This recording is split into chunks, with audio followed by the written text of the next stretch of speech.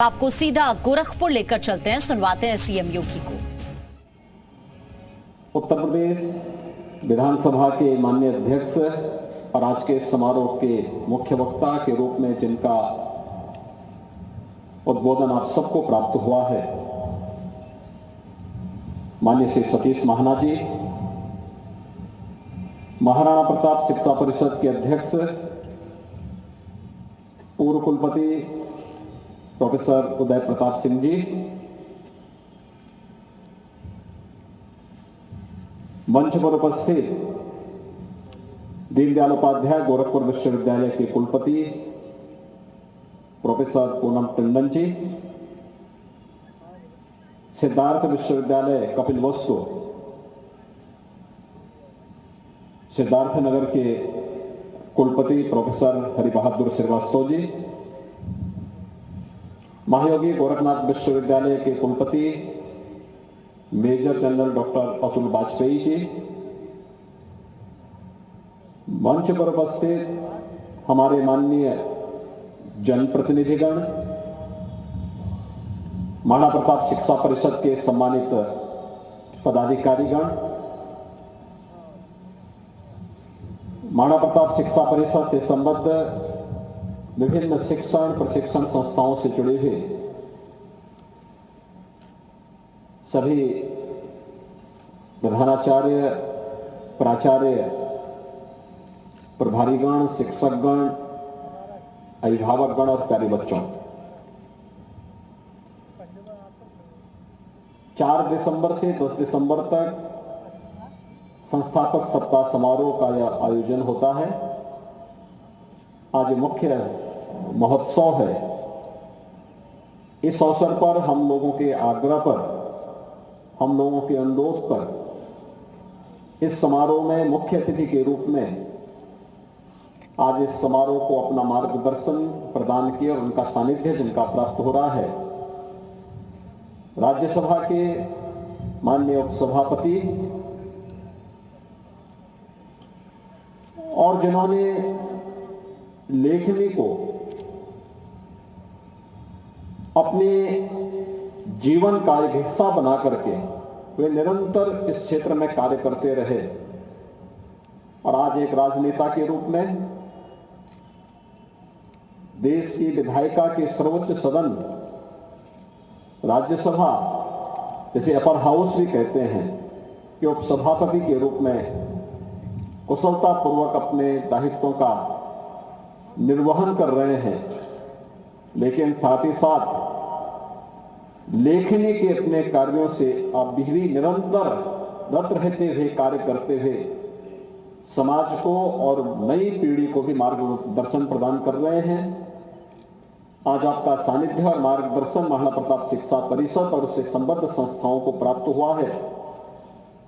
मैं इस अवसर पर आपका गोरखपुर में आगमन, महाराणा प्रताप शिक्षा परिषद के इस प्रांगण में आगमन के लिए हृदय से अभिनंदन करता हूं, स्वागत करता हूं और साथ ही साथ आपके प्रति हृदय से धन्यवाद भी ज्ञापित करता हूं। एक लंबा अनुभव है आपके पास पत्रकारिता का, लेखनी का और छात्र जीवन से ही लोकतांत्रिक मूल्यों की रक्षा के लिए संघर्ष करने का जो एक जज्बा रहा है, वह आपके लेखनी के माध्यम से भी दिखता है। देश के अंदर लोकतंत्र को बचाने के लिए जयप्रकाश जी के नेतृत्व में चले उस आंदोलन में एक छात्र के रूप में अग्रणी पंक्ति में रहकर के आप उस आंदोलन का हिस्सा बने थे और उस अभियान को आगे बढ़ाया। लेकिन आपकी लेखनी में भारतीयता, भारत का अध्यात्म और भारत के जीवन मूल्य बहुत स्पष्ट रूप से देखने को मिलते हैं, जिनमें भारत की विशेषज्ञता है और दुनिया में जब भी भारत पुनः विश्व गुरु के रूप में स्थापित होगा, उसमें भारत की उस विरासत का, भारत के उन मूल्यों का महत्वपूर्ण योगदान होगा। आपका मैं इस अवसर पर हृदय से अभिनंदन करता हूं। उत्तर प्रदेश विधानसभा के हमारे माननीय अध्यक्ष और उत्तर प्रदेश विधानसभा के वरिष्ठ सदस्य के रूप में, वरिष्ठतम सदस्यों में से श्री सतीश महाना जी एक संघर्षशील विचारवान कार्यकर्ता के साथ एक राजनेता के रूप में, एक उद्यमी के रूप में और एक शिक्षाविद के रूप में अपने कार्यों को आगे बढ़ाए हैं। उत्तर प्रदेश के अंदर औद्योगिक निवेश के जिस वातावरण को आज हम बनाते हुए सफलता की एक नई ऊंचाई तक पहुंचा रहे हैं, जब 2017 में नई सरकार बनी थी, उस सरकार की औद्योगिक नीति को बनाने के लिए आपकी अनुभव, आपके उस समय के औद्योगिक विकास मंत्री के रूप में किए गए परिश्रम का परिणाम आज उत्तर प्रदेश के अंदर औद्योगिक निवेश के रूप में हम सबको प्राप्त हो रहा है। इसके साथ ही जो महत्वपूर्ण तथ्य है, देश के अंदर लोकतंत्र के जो महत्वपूर्ण स्तंभ हैं, विधायिका, कार्यपालिका और न्यायपालिका। विधायिका कैसे विचारों के मंथन का केंद्र बिंदु बन सकता है, कैसे हम वहां पर विभिन्न विचारों को एक मंच पर, एक स्थल पर सुन सकते हैं और उसको एक डिबेट का माध्यम बना करके विकास के साथ आगे बढ़ा सकते हैं। आपने पिछले 1.5 वर्ष के अंदर उत्तर प्रदेश विधानसभा की कार्रवाई को चलते हुए देखा होगा। बहुत शांतिपूर्ण तरीके से गंभीर चर्चा पर चर्चा का केंद्र बिंदु बनता है। यह आज उत्तर प्रदेश के अंदर देखने को मिल रहा है। इसके साथ ही उन्हें शिक्षा के क्षेत्र का भी, उद्यम के क्षेत्र का भी एक लंबा अनुभव उनके पास है, एक वरिष्ठ राजनेता के रूप में, और जीवन के अपने अनुभवों का लाभ आज अपने मुख्य वक्ता के रूप में महाराणा प्रताप शिक्षा परिषद और संबद्ध संस्थाओं को प्रदान किया है। मैं इस अवसर पर हृदय से आपका अभिनंदन करता हूं। आपकी प्रति हृदय से महाराणा प्रताप शिक्षा परिषद की ओर से धन्यवाद भी ज्ञापित करता हूं। आज यहां पर हमारे जो अपने माननीय अतिथि आए हैं, उन सब का भी हृदय से अभिनंदन करता हूं। आज ये मुख्य महोत्सव है।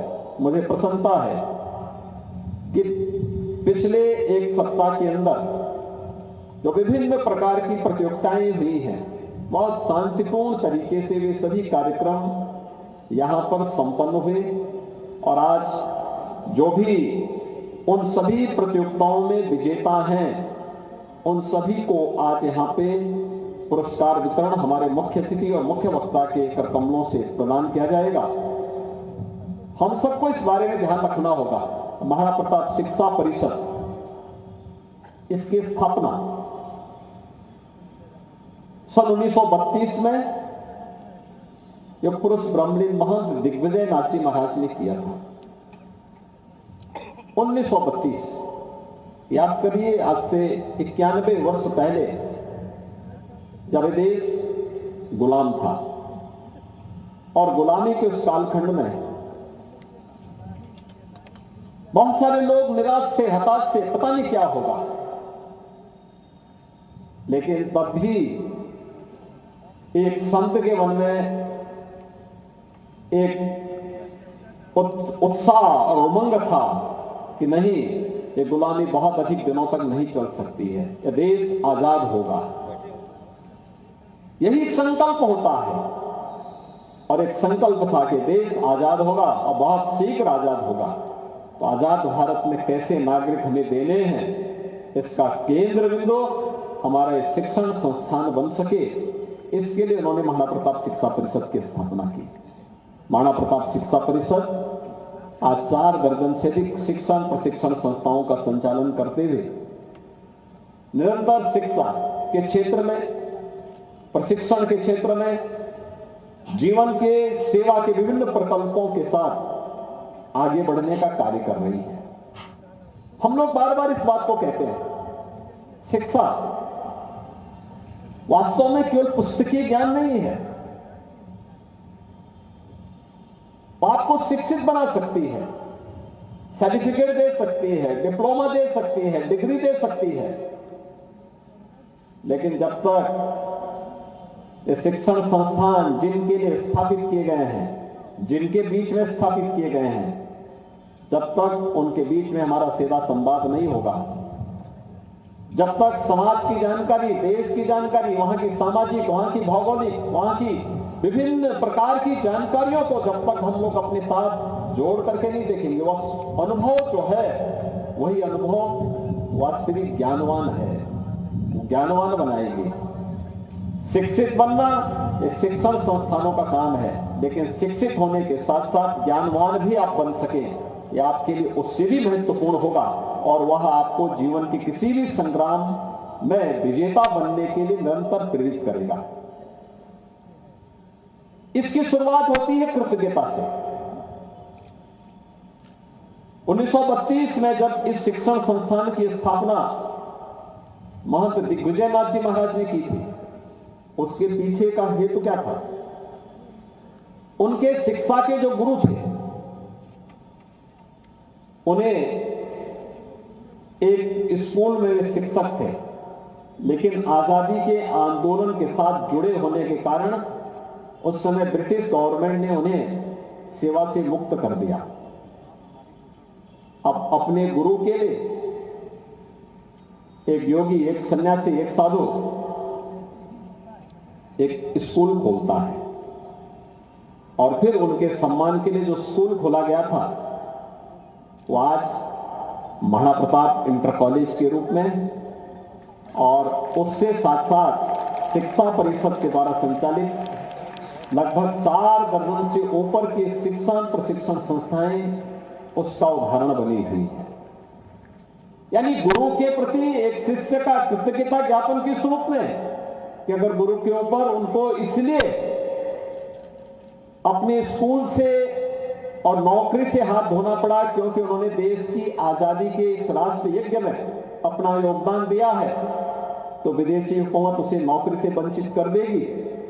इसके लिए उन्होंने अपने गुरु के सम्मान में एक स्कूल खोला, उसका प्रधानाचार्य उन्हें बनाया और फिर वह स्कूल आगे बढ़ता है।